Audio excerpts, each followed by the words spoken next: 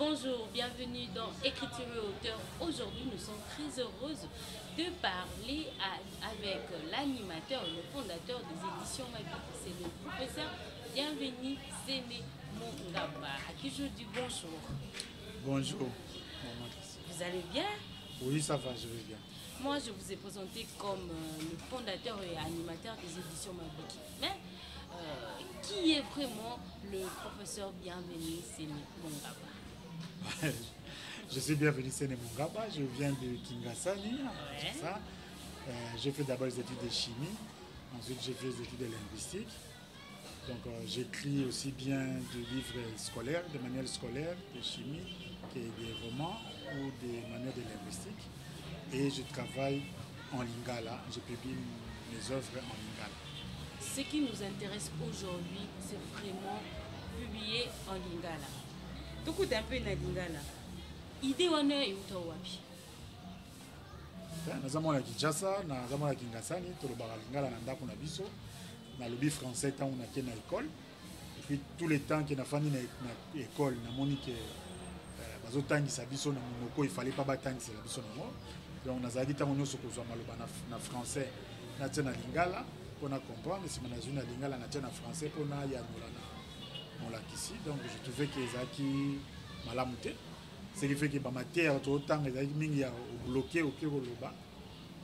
Donc nazali koloba ke ezo senga to banda kotanga na minoko na biso. En tant que professeur, au monde qui vraiment que français qui n'a problème, n'a pas d'élèves. Oui, français c'est un problème belé et là liboso d'abord bana bazo comprendre le français bien.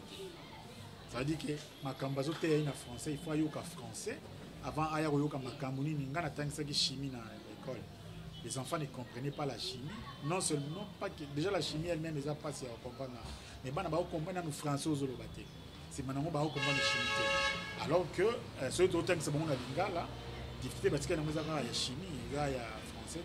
Après, on a constaté que batunde to tanga plus tozo comment on va bien dans la français ba aliéné. Toujours tanga poto lula to comme on la mindele, tout ça la makambo mindele, ce qui fait que tozo bloqué makambo na classe, tozo luka ko ba français pour sacrifier les contenus. Donc au comme to ba français qui to comme il y a pas de contenu et on a dit que il faut êtes-vous d'accord quand on dit que le lingala est pauvre? Non, le lingala est pauvreté, bâtonné parce que pauvre na lingala. Lingala est pauvre, lingala est bambaka munyoso. Lingala est na ndenge na ngwe tongama, ils akutu na ba maloba o permettre au générer ba makamunyoso. Vous venez de dire que lingala est nandé na comprendre que lingala est riche. Richesse c'est lingala ngoto ko découvrir comment parce que il y a d'autres mots que peut-être je ne sais pas mais existent en lingala mais tout ça la difficulté il y a cause nango kasi ya on a dit ça veut dire que difficulté aux nango ça pour tozolo omoni batunde balobaka langue générale ils a 2000 mots donc mon soir il dit 2000 mots en français après ko se débrouiller en français mais à cause de débrouiller pas qu'il na hôpital là qu'il na wenze qu'il na mais ce qu'on nous aux mutaza juriste a fonctionné sur 2000 mots en français. Un juriste, un bon juriste a fonctionné sur 20 000 mots. Un chimiste a volé sur 20 000 mots. Parce que la plupart des bateaux en Égypte, ça veut dire qu'il y a 2000 mots. L'ingalo permet qu'il y ait un wenze, qu'il y ait un hôpital, qu'il y ait un... Si vous aligné na 2000 mots na yewana, aloba chimie na 2000 mots na yewana, aloba médecine na 2000 mots na yewana. Ce qui m'a aligné à yeba, apoye kola. Donc malobagnos, malobé belé dans la lingala. Ngai kutu na yebi angote na tuna eza ndemo na français ceux qui mutao lo bano na français mo wana yebi to ça ne tout dans dictionnaire. Une question, je voulais même le poser au début mais j'ai un peu loupé. Le professeur Bienvenu, j'ai appris quelque part que l'autre na langue on comprenne mieux. Je l'ai lu quelque part. Vous rêvez en quelle langue? Nga lingala ngai naza même pas na problème ya obo na l'autre na lingala na kanisa na lingala na fo nga na fonctionner na lingala français comme j'ai dit eza effort na classe na boyende sala ki na loba français mais nga na sala makambo na lingala.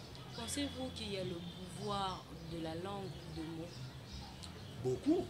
Beaucoup omoni bane belé na Congo par exemple badifte makambo lokola chimie, trigonométrie, géométrie, physique, biologie. Pour le makambo oyo na prof azotangisa ngo ye moko ayebi français malamu te akena mozindo ya français te aza ko se limiter juste na kolobela bana.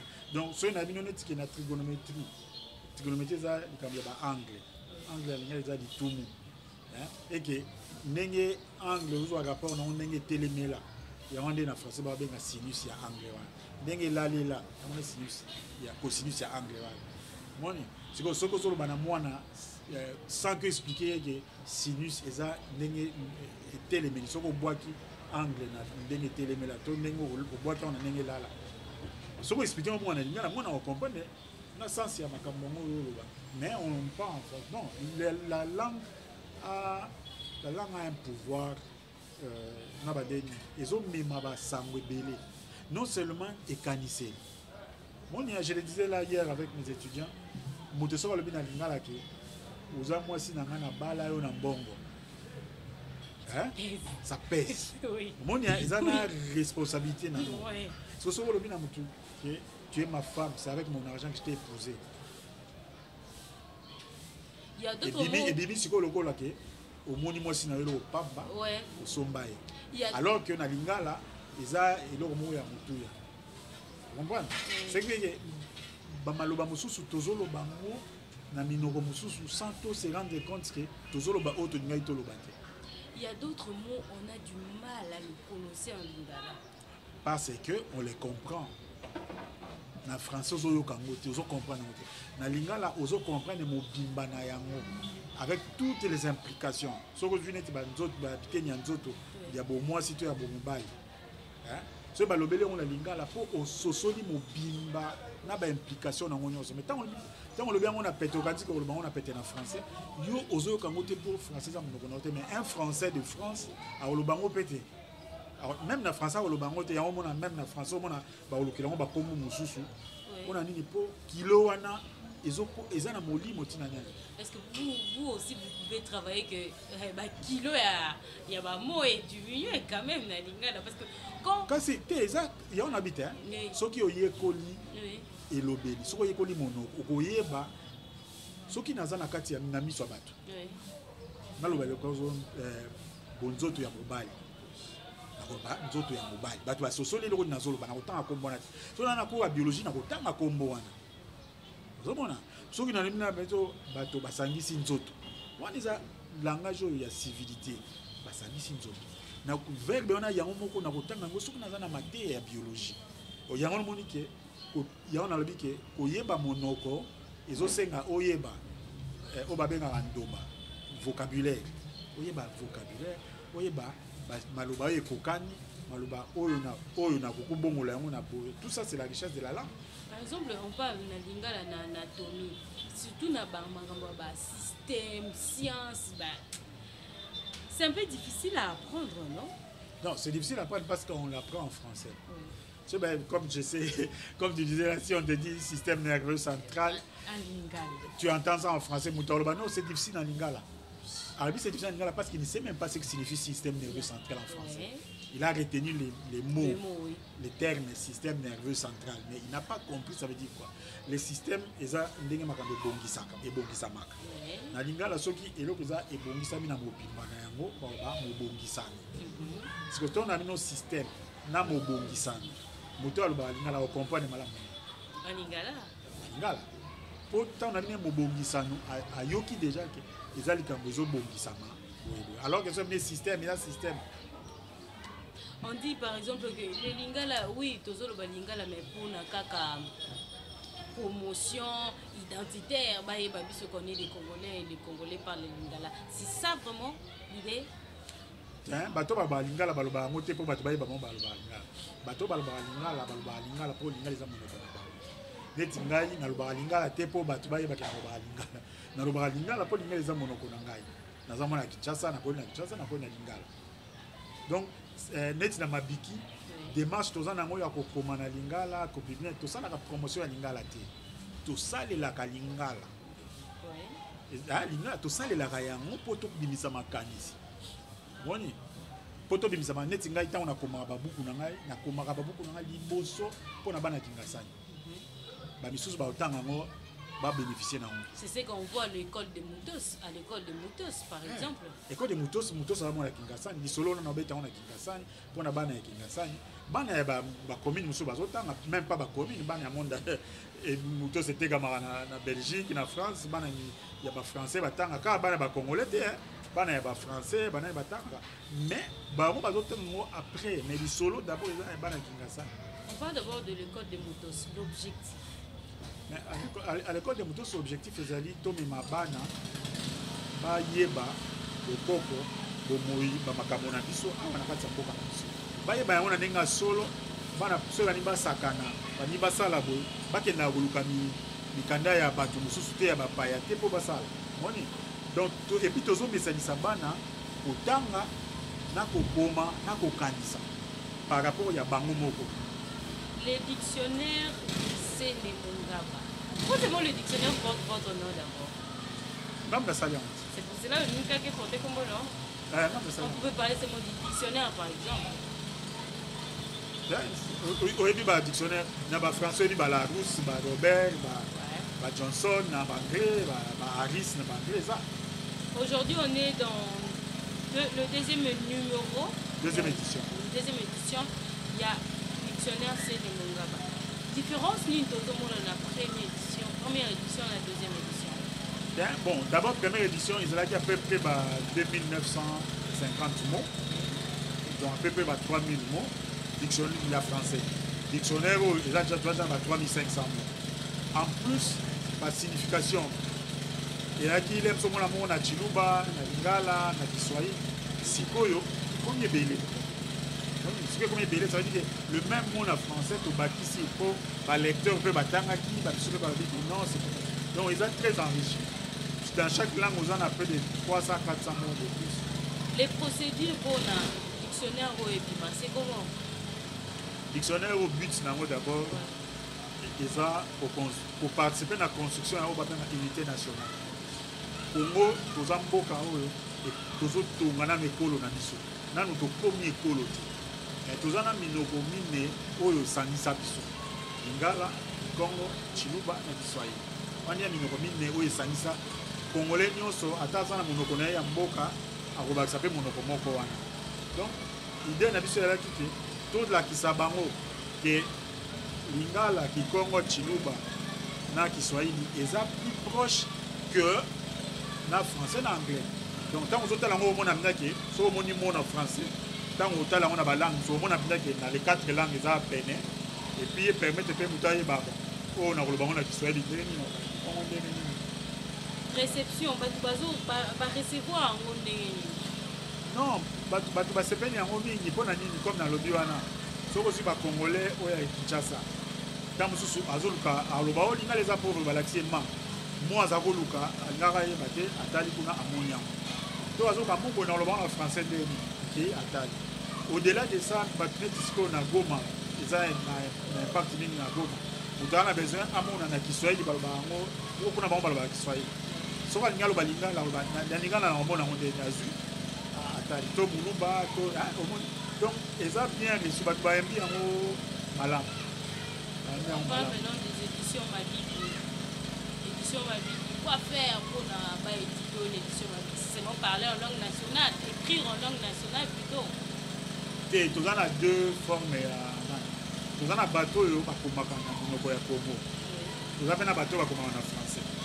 Tu as deux aspects. Donc, tu as en français. Tu as un tu as des moniques qui sont publiées avec les lycées d'État pour profiter de temps pour lire beaucoup de choses. Bateau ya Lingala to corriger, so to bateau ya Lingala to Congo to Chiluba to corriger to dini wana bango bafuta kate ko waniza ligne éditoriale penza ya Mabiki. Mais ya français bafuta rapport ezo senga biso to faire appel na ba expertise mususu o biso na Mabiki to za. Le livre de Richard Ali Ebamba. Quelque part on a écrit que le professeur Bienvenu a un apport très important dans le livre Ebamba. Bon. Et livre Richard Ali a commis beaucoup de Lingala. tant à Banyan à Tuninga, n'a aussi un débat comme à Boubanida. Quand on commence à français qui est comme là-bas à Kassavou, vous voyez à Kassavou. Comme là-bas à Kassavou, vous soulez au béton. À qui comme à Zapé, na Mingala Bayon. Et là, on a un Tokyo, on a un après, tant que tu ici en haut, il bamba. Tu participes à un concours, il y a un jeune auteur africain. À participer à un concours, sélectionné, la traduction est moins extrait en anglais. Les Américains vont partir en anglais. C'est bien un roman. La première émission, c'est traduire en mobile. Lengaïna, Sarah, comme traducteur, pour le Mongolais, on a la Lingala, pour le Mongolais, on a. Ok. Vous avez écrit, vous êtes aussi auteur de Pillage à Kinshasa. Ça date déjà des années. Pillage à Kinshasa, c'était en 2003. Même en 2003.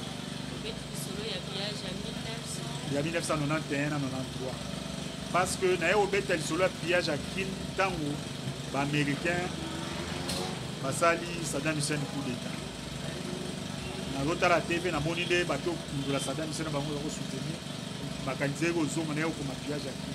Pillage à qui n'a pas moi, ils ont ma solonda munda pour qu'on a ça. Boni pandawana, tozoa mon mécéno ya bonza, pour bonza pour piller, pour bomamboka. Hein? Pour comment maintenant dire, mutuba miyoka bien il faut ayiba Congo, à baby sa Congo, mais ça congolais. Tout ça là, bisonné sur les comment maintenant, il faut pas exagérer, mais et comment maintenant mon mécéno moto, à jouer sika. Abi bena ekomi ngala na ekomi tour na biso na Bolia. Amoni na mutu, ayibi bena mbongo ya 3000 personnes, atongeli un immeuble na ye. Ayibi bena salaire 6 mois sur 2 ans, il y a 300 personnes, atongeli un ndako na ye. On comme on est copier et comment on est comme la mode de vie comme normal. Et on est na comment on peut comprendre que les autres senga tozo mabato. Maman Congo, et là, cérémonie na Belgique, batu bazaki na santai qui batu bazaki na posa ba information ba congolais bazaki na Belgique. Ils ont makamsu ba bazaki ko ba bien té. On a no moni to za na mo forme mo boye. Ozo ka français bien té mozo banga ba ko yebité. Pozo mona niti so. Na mo na bimisa ki review wana ba maman na Congo na Belgique. Na tayi ko bon, so na tie ba maman ya Congo la cité ki ba maman ya Congo de ba problème. Ils ont ba raison et bah financement même ça mais ils s'adresser na ba congolais nyonso mais ba mama omoni na beaucoup qu'on a biso mama za na rôle moko di konzi na kati ya kotonga mboka donc on a dit mama donc ça veut dire bateau yo ba ko sim mama ko za mobali bon so za noko za na noko ya mobali moza mama donc mama ya na sens bien que di konzi ya yani pour na ko expliquer ba monde nini so za congolais za na Belgique ndeni ni ko musala wapi le crédit wapi au sala ya on les a expliqué maman beaucoup bandela lisolo bon bandela lisolo comme moninga na ngai moko éléphant mukenzi bakoko babatela asia kufi azalaki avocat monene baseri wana ministre moko ya transport na ntango Mobutu ministre moko ya transport Emery ayena Roger Naye, conférence pour les au Canada, il y a ATA, agence association de transport aérien, il y a au moins association internationale de transporteurs aériens. Parce que Moukendi a ma casse na démarche tant que tu as un jeune avocat. À mon icop na wana colloque mo ezali mais ba yebisi que batu pour nous participer na colloque wana il faut la mandater par gouvernement na. Il y a un programme projet aïe dans le ministère des Affaires et Transport.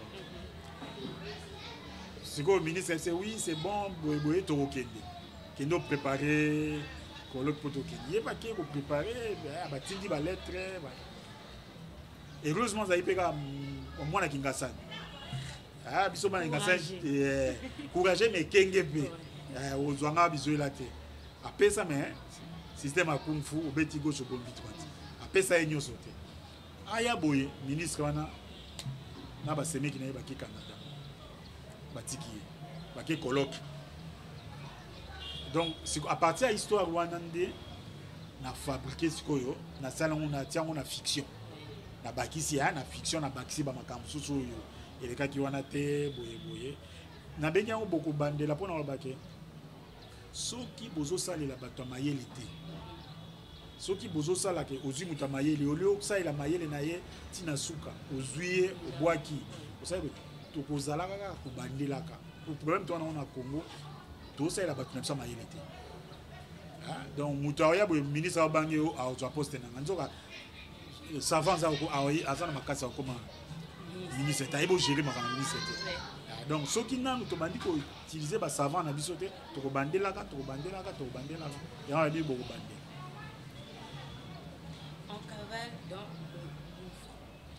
en cavale dans le gouffre faire les roman na koma yango à partir de histoire ya mboka na biso biso za batini to ba to bolobo yumbi donc papa na biso koma histoire batini na lingala ngala zongo na lero wana na zara mutamangala te na zongo na bina tchango na français pour un bon aliéné hein pour na zabda to ba aliéné solo na tchango na français mais na béton ce ko lisonné ti roman mais ça histoire ya batini ça parle et robeta lisolo en fait na robeta histoire batini fondatrice ya batini mokonya ari mwasi balutai bozoye na mboka moboye abalaki na epa baboma ti lokola zaki lokola mwa immigré mo bepa baboma bazali bina occupé te lokola kuna na bateke baboma bana ya bomama siko bana na ya monike bana ngaso bakonye ofanda awa baza kwa ba umbu batupamba komo mobali na ke na chasse ya zui bana na ye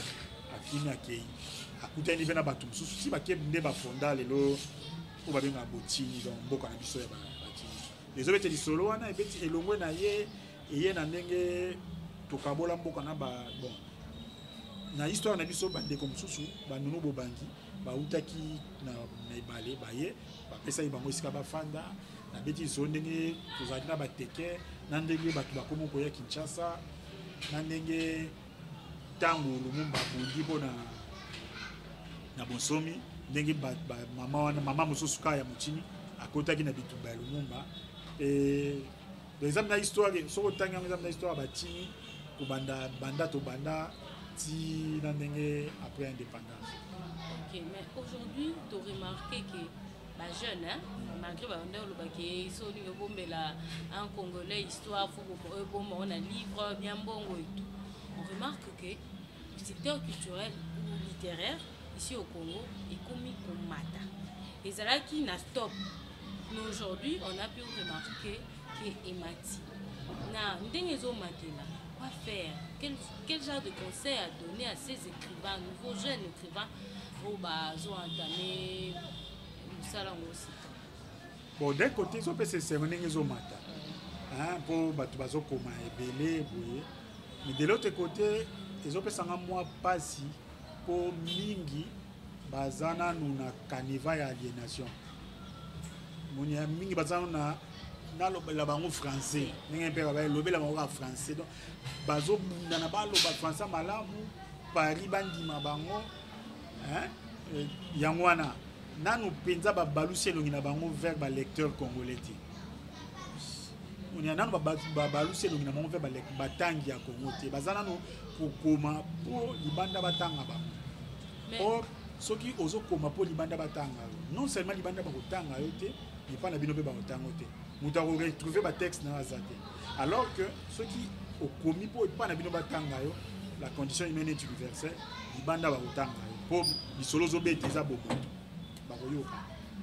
Mais comme tout le monde dit que littérature faut avoir respect à bas mots et tout faut non comme propre en fait faut utiliser des mots pour que les français batangayo tout ça ça démontrera que le français na est vendre quand même non. Ah oui so on comme en français na lobia wake lango to solo la kanango ils a 2000 mots 2000 mots, ils ont permettre que ok na wenze, ok na zandu, ok na balabala, au solo. Moni, mais ils ont permettre que obi misa maluba ya ntoki. Maluba ya ntoki, ntoki comme je dis, ça art. Moni li bana ntoki. Et uti na kotoka. Et nous ba kiza maluba oyo, olambi, ekembi, esali bimi. Donc pour bima penza na ntoki na yango, ils sont appelés ofandela pe monoko yango Oui. c'est que soko ozaka na 2000 mois ya français okokoma roman na 2000 mois français te. Il faut avoir plus de... Il faut senga ozape na art wana yango na bi soko ozwi bato lokola ba Blaise Ndala comme au moins nani Sinzo to ba Mwanza ba Bofani hein baza mingi te oyo baza na ntoki ya français baza mingi te bato bakosilika me baza mingi te oyo baza na ntoki ya français baza pe mingi te oyo baza na ntoki ya lingala to ya chiluba to ya kikongo. Mais au Kogi, vous avez la Toki à Lingala, mais tu écris aussi, non? Ah oui? Parce que le Lingala, en tant que les langues, ça te pousse à réfléchir très loin. Donc même si mon nom est à 2000, mais tu peux écrire bien avec 2000 mots. Pour que ça yango malamu. Au moins ni temps on entend ba maloba, ils ont des zolambela maloba. Supposons maloba neti ya lutumba. To ya kufiolo mide, to ya regi ya misi. Ça maloba ya mobulu te. Mais ndenge balambi yango, ça maloba ya même chose maloba ya tolingango ka bongo, ça comme ça. Hein? Mbokelengi bani. Ozo senti que ça maloba ya pété kasi. Ndenge alambi yango na ndenge bimi na ntoki. Voilà, donc ça te que bon, la plupart des auteurs na biso nde balinga kosala makasi wana te. J'ai lu un livre qui a été édité par les éditions Mabiki, le journal des faits divers de Christian. Un monsieur qui s'appelle Christian, ouais. Il vient du Congo central. C'est en français. Mais c'est très intéressant. Donc, tu peux être là, très énervé, stressé. Il suffit que tu prends le livre, tu commences à lire, ça te déstresse. Mais c'est en français. Et le français, on parle tout le jour. Le français de 2000 mots, on peut dire. Voilà. Mais c'est pour ça que je dis, il y a un tokit. Ce que je comme en français. Parce que ce que je dis, français, je comme, tu vas sentir. Ça veut dire que l'équipe dépasse au père des arts. Le papa qui sont dans la littérature là, quand un jeune qui débute aujourd'hui au coma, faut maman va sentir jeune, c'est pas ça. On sentit que même papa non va il faut sentir même maman mon côté bazana art wana te. Mais quand ils vont commencer à critiquer les livres de jeunes, les jeunes médiocres. Auteur, hein. Intéresse-toi à tes lecteurs. Qui peut kaka bato batanga yo. Na ba oba ko tanga yo bato yo ba critique ba buku eza musana na hote ko kipe ba moti un auteur net na zaboy nde na komaka na kipaka te muto ya tunaka soki na komiaki malamu to mabe na kipaka net ngai ba terre na la plupart eza bana kingasani abenga bi komaki boy na tanga ki solo na yo et puis on salaki boy te wana za lecteur na nga na bi ke atanginga to soloni. Mais muto yo nya bando ko sala banalize ba soki na respecta ki ba règle ba nombre de phrases ba faire te ya on a ça ba auteur hein ko ki para na habité ba critique littéraire musa na bango za tete bazana musa na bango munene mais musa na bango etali ba auteur te ko koma livre na ote pour na critique parce que ça fait peur hein peur en fait parce que pozo bosana objectif ozo bosana ozo komela nani on likamna lisa ki na bandele ate azo komela mundeli ayebi ndeni mundeli azala mais yelo beteli solo po mundeli atanga solo soki ofanda kana parce que ba mindeli wana ba boostaka pe ba tout trop par rapport aujourd'hui ba boostaka te mundeli même si quand ça bazane aza spécialiste en littérature congolaise aza professeur à l'université recherche na ye eza littérature congolaise tant azotanga yo kanitike azotanga yo po aux grands hôtels te azotanga yo nga tanga ba hôtel recherche na yazo sala ba hôtel congolais ba commandeni soki ya on appelle ça une daxanet sozu ba daxanet ba Blaise Ndala ça veut dire a komi na ndelo yo azokoma ba français ba kena librairie asombi livre Blaise Ndala pona nini aza susu po azokoma ndenge na bango mais azana bo Tokyo ya Congo mais azokoma français à français vraiment mais siko soki Blaise Ndala a la ni critique o yanga hein to bon attend Blaise Ndala mingi po to za to utinaye bana ba ya ba frère jésuite Kinchango boyeboy mais soki ngana ebise na mopanzi ke français na bino wana ngana hein nalanda yango te nga répété siko ye soki abandi tika kokoma français mpo nga nalobaki moni te auteur akokipe critique littéraire te nabi te critique littéraire aza na mosala te critique littéraire aza na mosala mosala ya critique littéraire ezali koanalyse makambo ezokomama ekomi na niveau nini bana oyo baoyekola makambo ya makomi bayeba ekomi na niveau nini mais auteur yo kokipe critique littéraire te. En pensant des critiques littéraires, Zamenga aussi n'a pas été accepté par les critiques littéraires. Il a accepté un critique littéraire, mais les lots, biso banyo so tout ça, bakita na Zamenga. On a un prix Zamenga même. Donc, tout autant bakomba biso te baza ba grand prof bakenda ba nini oyo akoma kiza Zamenga. C'est pour ça que je dis que soki olingi bando koma intéresse-toi na public na yo. Banani ba otanga nga. Neti nga boyine na riboye na m'intéressaka na bana ya Kingasani. Kutu changu te Kingasani bina Kingasani wana. Ils sont riches hein. Ka Kingasani wana bango. Ils sont chanceux on peut dire. Te baza na valeur. Baza na misu na nga baza na motuya bango nde bazo boanya na ngai makanisi na ngai nazo zongo pa na bango. C'est parmi les plus beaux cadeaux qu'on peut offrir à quelqu'un, écrire un livre sur lui. Donc un monsieur qui écrit uniquement pour Kingasani, c'est un privilège pour les enfants de Kisanga Kingasani. Tout ça pas na Kingasani, to beta maso na biso Kingasani, zo biso na biso na Kingasani. Mais na sacrifier une tokité. Je n'ai pas sacrifié l'art.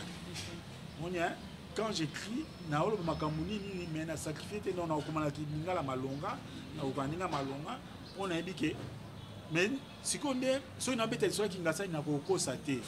Po bakolo Kingasani ba yebi. Ba otanga ngo ba yebi. Donc so ina bina kosa ba oyeba ke awa bienvenue au kosi. Il y a un conseil nga na pesa kana ba auteur. Pour la plupart, la vérité reste que la plupart des auteurs n'écrivent pas pour les Congolais. Alors ne nous étonnons pas que les Congolais ne nous lisent pas. Les Congolais batanga raté za lokuta. La plupart bateau balobaki ba Congolais batanga raté. Vérifier bango batanga raté. Ils n'écrivent pas aussi pour bango donc bango batanga raté. Soit ba koma rapona bisote. Ba sala réforme moté pour ba Congolais batanga. Na la émission na Kingasani to kenda chaque samedi bana 100 baya. Les anga publicité bana boye baye otanga. Là je suis témoin. Comment tout ça dernièrement année ou tout ça déjà 3 ou 4 rencontres ya mikolo na Kingasani. Il y a publicité, il y a publicité qui va checker la fiche que samedi tel auteur tel roya oye ba 60 baye ba fandi. Donc ba Congolais batanga. Siko tango yo makambo yo komaki okomeli ba Congolais te zo ba Congolais batanga. Ba Congolais ba yumana. Merci à vous parce que en fait quand je vois les éditions Mabi qui ça me fait très plaisir de penser seulement que les éditions Mabi qui existent. Aujourd'hui, nous sommes arrivés presque à la fin de cette émission. Un mot par rapport à tout ce qui nous encombre aujourd'hui. Vous direz quoi à la jeunesse congolaise, à ce qui entame l'écriture? On veut écouter vos conseils. Tous à la bisso. Soyons tous à la bisso. To mi pesa. To mindima et puis to minimiser bakoko na biso te bakoko na biso eza bato yo ba Congolais oyo baleka avant biso bayebi makambo ebele basala makambo ebele soki to pousse avant to banda ko pousse na il faut to yekola nanu bango basalaka nini na ya malamu basalaka na ya mabe basalaka to yeba kimpa vita to yeba kimbangu to yeba ngongolu tete to yeba soki wa lusinga to yeba kasavubu to yeba mobutu batona nyonso na mabe na bango na malamu. Donc connaître l'histoire de la République démocratique Congo. Ok, non, le cas mais converger na ba Congolais et vous servir yo ne l'autre. Je dirais un mot pour le ministère de l'enseignement par rapport à la langue enseignée. Ngana na lo bango banaka lake. Il faut ministère atika ngamba français. Totangisa na lingala, totangisa na Kikongo, totangisa na Chiluba, bato balobaka toujours ekotia désordre te. La solution est simple. Na Kinshasa ozotangisa na lingala, mais bana baza na cours ya Kikongo, Chiluba, Kiswahili. Na Lubumbashi ozotangisa na Kiswahili, bana bana cours ya lingala, Kikongo, Chiluba. Na Mbujimai ozotangisa na Chiluba, bana baza na cours ya lingala, Kikongo. Au bout d'une génération, on va créer ba vrai Congolais. Oyo baza ba tribaliste te, baza ba miyibité. Dans ça, la langue peut nous rendre aussi tribal. Mais oui, langue est une tribal, ceux qui tout ça, ils ont ma baie. Congo, toi, tu es bicolo, tu es mibali. Naza muchini, naza congolais. Si que ceux qui na kimuchini, na yekoli yangote, na yekoli pe minoka Congo te. Si que mutum soit en face, na zalem sous mushilele, azolo bachiluba, na kishilele. Tokabwani. Et ceux qui moi na yekoli, na lingala, na kichiluba, na kiswahili, na kikongo. Bana wana, bana mike baye ko balé ba langue rapide. Ceux qui comme na 6e. Tous on a besoin en français, tous on a besoin en anglais pour tout ton boko. Hein? On a un problème sur ça la confusion. Camarade n'a pas de faire le banana toujours.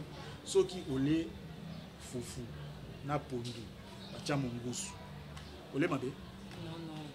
J'ai vu au lieu très bien. Tu as beaucoup de choses là. Au même moment, de protéines, de vitamines. Au bibi na Congo? Non. C'est quoi pour pose en bilanga ya foufou. Na bi d'ailleurs bilanga foufou na yanga bilanga pondu. Pose en ezibana ya bingusu. Français coach. Anglais coach. Même ça je dis basique, même pour nous ça l'algorithme. Il y a informatique. Ça on a besoin de français, on a besoin d'anglais. Moi déjà comme vous avez expliqué le signer ce costi ça lingala, j'ai bien compris la mission. Donc on a besoin de oyeba français, oyeba anglais. Ils en a battu tout ça boye, tous en a battu baza d'experts à oyeba anglais. Ceux qui ba livre ba comme en anglais, il y a aussi la télévision na lingala, na texte en traduction. Il y a des gens qui sont formés pour ça. Biso tous obligés de oyeba lingala, oyeba français, oyeba anglais, oyeba pour. Toi on a besoin d'un mot. Merci. Merci à vous d'avoir accepté de parler avec nous. On a été très contents de parler avec vous. Merci à vous de nous avoir suivis. À très vite.